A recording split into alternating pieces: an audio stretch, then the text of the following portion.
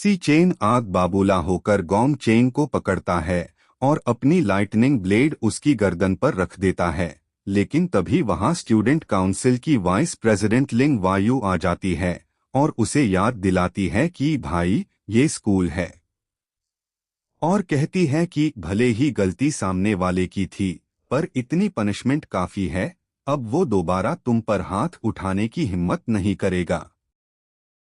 ये सुनकर सी चेन उसे छोड़ देता है और अपने मन में सोचता है कि क्या स्टूडेंट काउंसिल आईएससी बचाने के लिए इतनी उतावली है। वैसे तो मेन आईएससी कुछ करने नहीं वाला था, पर जब तक इन जैसे लोगों को पूरी तरह डर ना दिखाया जाए, ये बार बार परेशान करते रहेंगे। ये खौफनाक रूप देखकर वहां खड़े बाकी स्टूडेंट्स बुरी तरह डर जाते हैं और आपस में बात करते हैं कि उस बंदे का एक्सप्रेशन कितना खौफनाक था, अब उसे कभी मत चेदने, पर क्या वो सच में सी चेन ही था? ये दोनों तो पूरे स्कूल के सबसे कमजोर और गरीब लूजर्स बना। इस सब के बाद लिंग वायु वहां से चलने को कहती है और सी चेन अपने दोस्त के साथ वहां से चुपचाप निकल जाता है। मेंस डॉर्मेट्री में सी चेन का दोस्त रूममेट्स के सामने एक्साइटेड होकर चिल्लाता है कि मेरा यकीन क्यों नहीं कर रहे, सी चेन सच में अवेकन हो चुका है और वो एक सुपर स्ट्रॉन्ग लाइटनिंग असैसिन है। उसने गोंग चेन को धूल में मिला दिया और अब उसकी गैंग हमसे आंखें मिलाने की भी हिम्मत नहीं करती। पर रूममेट एक्साइएनजीजुओ ईरैंक न्यूक्लियस मेज उसके सार पर उंगली मारकर मजाक उड़ाता है। कहाँ है वो एफआईआर? अगर वो इतना हाई स्ट्रॉन्ग है तो क्या उसे अभी भी रनिंग करने की जरूरत है? क्या किसी अवेकनर को ऐसी बेसिक फिटनेस ट्रेनिंग की जरूरत होती है? इस बात का कोई मतलब भी है?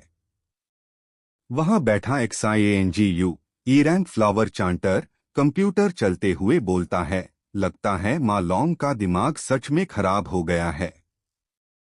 इस बार एक्साइएनजीयू गुस्से में चिल्ते हुए आगे कहता है, हम चारों को इस एक हाई डोन में इसलिए रखा गया है क्योंकि पूरे साल में हमारे रैंक्स सबसे नीचे के 4 है, और ये एक ऐसी सच्चाई है जो बादल नहीं सकती। और मैं नीचे से चौथे नंबर पर हूँ, मतलब इस डॉर्मेट्री में मैं नंबर 1 हूँ। एक इंसान पूरी जिंदगी में सिर्फ एक हाई क्लास अवेकन कर सकता है, तुम दोनों तो बस सपोर्ट चांटर्स हो, जबकि मैं इस पूरे कमरे में अकेला कॉम्बैट क्लास न्यूक्लियस मेज हूँ।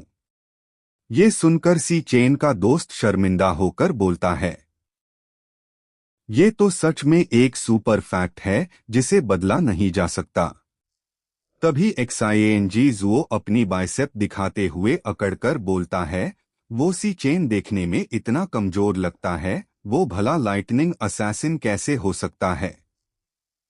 दूसरी तरफ मुझे लगता है मैं आजकल और स्ट्रांग हो रहा हूँ, शायद मैं जल्द ही किसी क्लब में जगह बना लूँ। एक्साइएनजीजुओ और एक्साइएनजीयू बिल्कुल यकीन नहीं करते कि सी चेन पावरफुल हो गया है। एक्साइएनजीजुओ कहता है कि ग्रेजुएशन इवैल्यूएशन से पहले कल फाइनल रैंक टेस्ट है, तभी सब कुछ साफ साफ पता चल जाएगा कि कौन कितना पानी में है। दूसरी तरफ ईरैंक ट्रेनिंग डीमन लेयर के बाहर स्टूडेंट काउंसिल प्रेसिडेंट गोंग टिंग अपनी ट्रेनिंग खत्म करके बाहर निकलता है। वहां उसके आने का इंतजार उसका भाई गोंग चेंग, जो बैंडेजेस में पूरी तरह पट्टियां लपेटे खड़ा है, कर रहा होता है। गोंग चेंग गुस्से और जलन में अपने भाई से कहता है, भाई अगर आपने इस मामले को संभाला नहीं तो मुझे नींद नहीं आएगी। उसने इतने सारे लोगों के सामने आपके भाई की बेइज्जती की है, उसे आपकी बिल्कुल परवाह या रिस्पेक्ट नहीं है। ये सुनकर गोंग टिंग बिल्कुल शांत और सीरियस एक्सप्रेशन के साथ बोलता है, समझ गया, मैं तुम्हारे लिए इस मामले को देख लूंगा, संभल लूंगा। एक जगह डाइनिंग टेबल पर 2 लोग बैठकर खाना खा रहे हैं और बात कर रहे हैं। उनमें से एक पूछता है कि इस मामले को कैसे संभालना है, तो दूसरा बोलता है कि वो लड़का सामने वाले से हार गया क्योंकि वो उससे ज्यादा स्ट्रॉन्ग था। एफआईआर वही लड़की बोलती है कि क्या सी चेन सच में इतना पावरफुल है? वो बताती है कि पूरे स्कूल में 10 से भी कम लोग डी रैंक तक पहुंच पाए हैं और उन सभी को उनके क्लब में शामिल कर लिया गया है।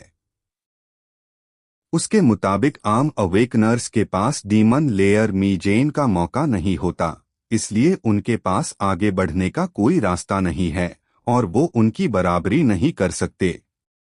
दूसरी तरफ सी चेन बारिश में बहुत ही कड़ी ट्रेनिंग कर रहा होता है। वो अपने शरीर पर 100 किलोग्राम्स का वेट बांधकर 20 किलोमीटर्स की दौड़ लगा रहा है। वो सोचता है कि फिजिकल स्ट्रेंथ हाई किसी भी अवेकनर के अपर लिमिट को टाई करती है और एक मजबूत शरीर से ही बड़ी पावर्स को कंट्रोल किया जा सकता है।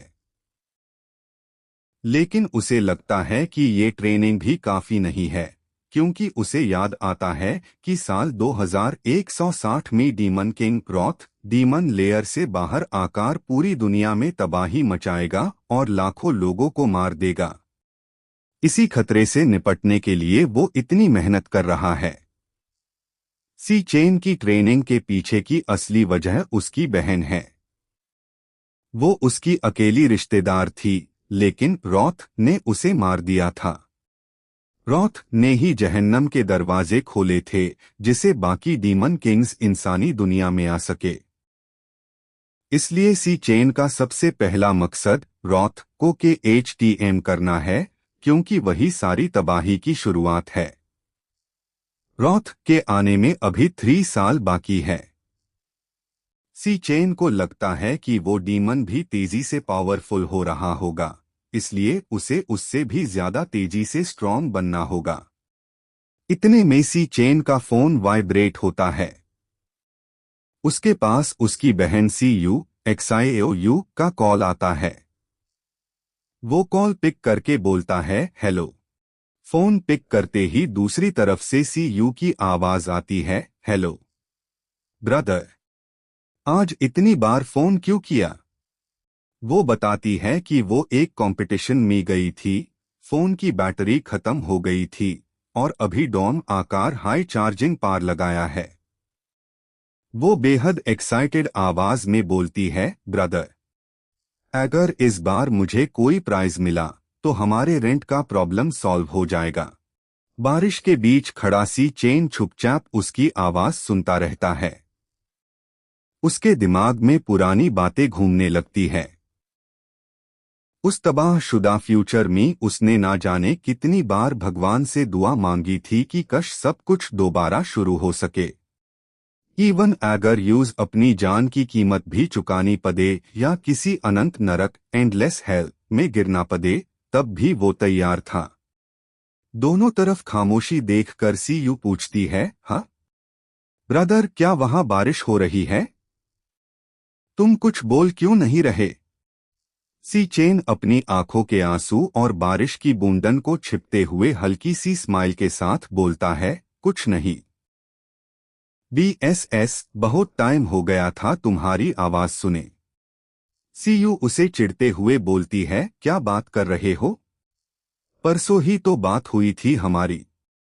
कंपटीशन खत्म होते ही मिलते हैं, बस अच्छी खबर का वेट करो। बाय। कॉल कैट जाता है। सी चेन के चेहरे पर एक गहरा और मजबूत इरादा दिखता है। अब सच में सब कुछ दोबारा शुरू हो चुका है।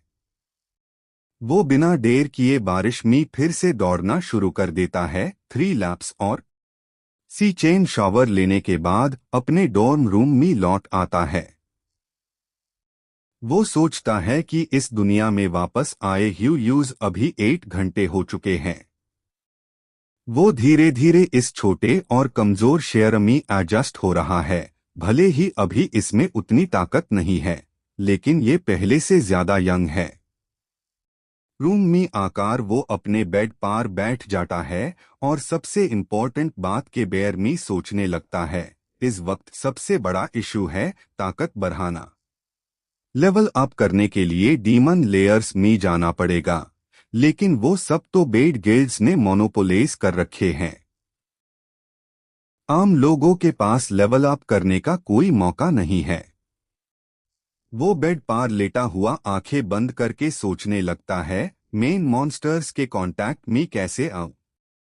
और ये पावर ऑफ ग्लटनी, आखिर ये क्या चीज है?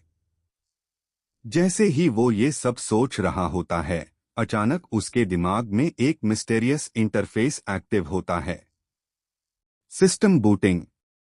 लोडिंग। कुछ हाई सेकंड्स में लोडिंग कंप्लीट हो जाती है। Loading complete. Finished. Gluttony system start.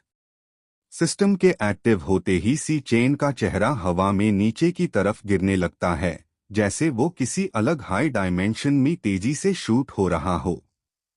वो खुद को संभलते हुए जमीन पर एक लैंडिंग पोज में आकार टिकता है। जब वो आंखें उठाकर देखता है तो उसके सामने एक खौफनाक और अजीब दुनिया होती है।